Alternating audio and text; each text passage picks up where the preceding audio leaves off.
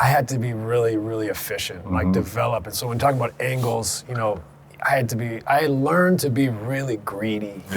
Like, I'm gonna get there and that angle where you're done. Yeah. I'm taking you out. Like, I couldn't have any of the excess fat. Right. My game, Yep. you know, footwork, shooting, passing, decision making had to always be really sharp. So I think that a lot of that came from soccer, the angles, but then a lot of that just came from trial and error. This guy's pushing me left. Will become great in your left. You know, he's stronger than me. How do I keep him on his heels, right? How can I take an angle where I have the advantage and I dictate the pace of play now? Like, so all these little things you learn from trial and error, you learn from being sharp, but you also like learn because you're obsessed. At the end of the day, like for kids, like you're the same. Like you're obsessed with trying to get better. You have a growth mindset. You can't let go of it, right?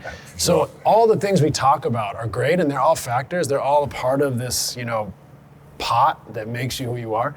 But the one that really, I think, transcends, like, for all the great players in sport is they are obsessed with performance. Yeah, for sure. Obsessed with getting better. And funny, while we're on angles, it's funny because I feel like you mastered the angle of the baseline when you played. And it became a thing called Nash Dribble.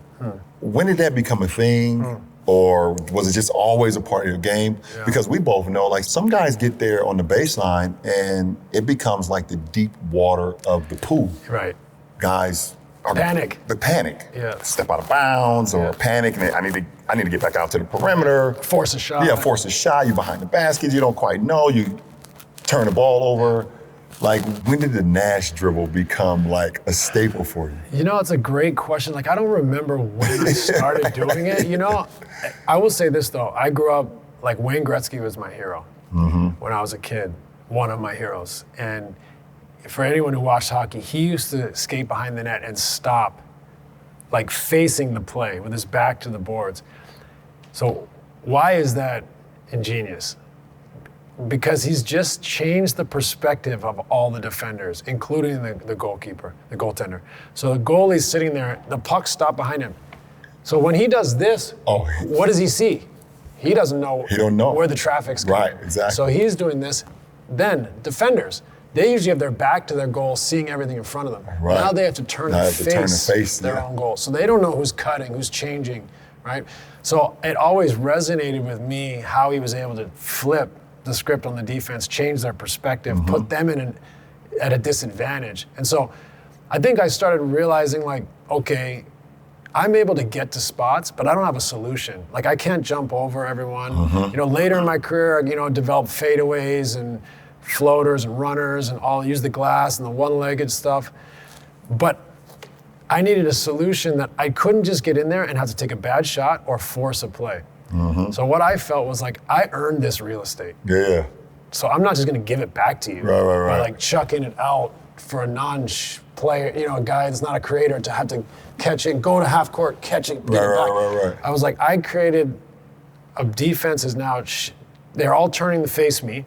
They don't know who's cutting, who's spacing, who's relocating. And are they gonna switch or are they gonna try to get back? Yeah. If they're gonna switch, I'm in charge. I got a big on my guy, or I got the big that I can toy with.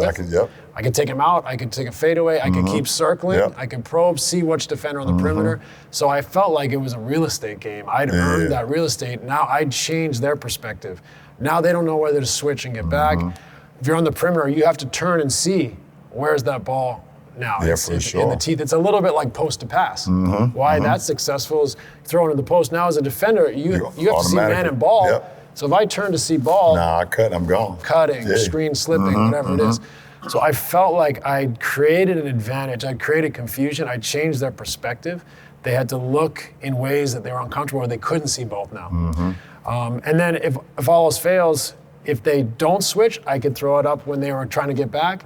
If they do switch, we got a big under the rim, or I can take him out and take advantage. So it really just came from not being able to attack the rim. Like I mean, I could always finish, but I could, if I had space or time. I couldn't just go at a 7-footer or a 6'6" dude, right? Like, so I had to think, all right, I got here, I can exploit this still, just not in the traditional way.